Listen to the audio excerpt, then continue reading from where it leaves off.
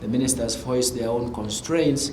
The constraints are various, covering various areas, and one of them, the critical one, is actually right now is the drought and food security issues. Climate change is actually providing some quite challenging outcomes in terms of food security. The initiative of the Horn of Africa has received a lot of support from development partners. And even now, even in some of the speeches, they actually offered more support. It may not coordinate the whole of the intensity of the problem, but I think there is a lot of hope in terms of the interventions that are going to support that.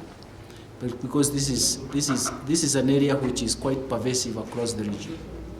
One of the areas that I've pointed out is that it's a continuing problem. You can see I argued that with the recent work that I've covered myself, we have shown that actually the Horn of African countries are beyond 1.5 degrees in terms of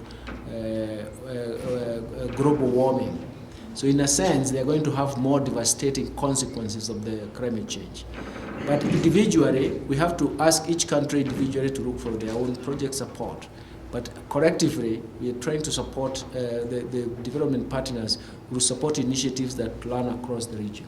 I've emphasized the issue of digitization. And the pathways for digitization can coordinate trade. We are talking about trade amongst the Horn of African countries and regional integration. That cannot work if you don't have digital payments platforms and even cross-border payments platforms that are decisive for solutions. That is why one of the presentations that was being made by the World Bank was actually on what are the areas that we focus on. And if you look at those, and there is a summary for that, you'll find that most of those are the issues that we have been grappling with. They are regional initiatives.